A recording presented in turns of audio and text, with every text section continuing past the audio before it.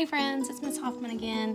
I thought I would get on here today and show you step by step how to do a homemade scratchboard. Some of you have used scratchboards before, and those are the things that they look like a black piece of paper, and then you take something and you scratch at it, and then all these beautiful colors are underneath, and you can do line drawings or Zentangles like we've learned in class and do cool designs and patterns, and then it shows up bright colors. Now, I have started this one, and in a minute I'm gonna switch over to a video that shows you step by step how to do it. But what you do first is you just take a piece of paper and you color really hard with crayon, switching your colors often. Some of you have made scratchboards with me in class before, and when we've done them in class, we used oil pastels and we pressed really hard with the oil pastels, and then we painted over it with a black tempera paint, let it dry, and that makes a homemade scratchboard. But not everybody has oil pastels at home, and not everybody has paint at home, so we're going to do it with just crayon, and this works really good too.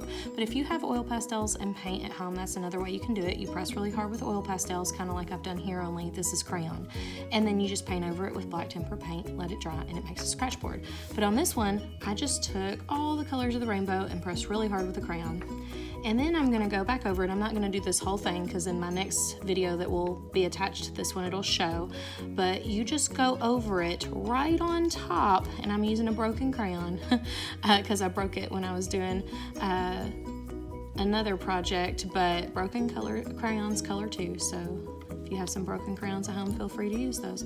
But I am going to color right on top of all my colors with a black crayon, pressing as hard as I can. And my art table here has some little crevices and creases, so I'm having to go back over and cover those.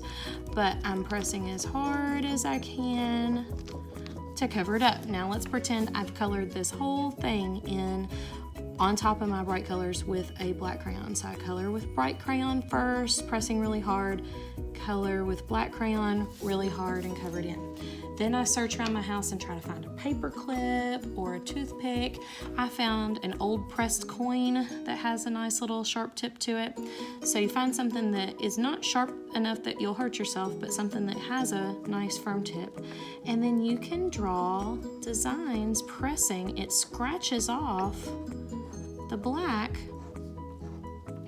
to reveal the color underneath. So I'm gonna bring that up to the camera so you can kind of see. So if I did the whole thing, or I could, if I was very patient, I could fill in this whole piece of paper with bright colored crayons, filling it completely in with those dark values, pressing really hard, and then press over it with my black crayon, and then I can scratch it off and make a homemade scratchboard. So I'm going to show you now step by step how to do this. Remember, first step is to press really hard with crayons. Second step is to color over, pressing really hard with a black crayon. And last step is you're going to get something that has a firm edge, and then you're going to scratch away at the black crayon to reveal the colors underneath. And it's so much fun. I hope you have fun doing this. Maybe find a rainy day that you can't get outside and play and try this on a rainy day. It'll be a fun rainy day project. I miss you guys. Bye.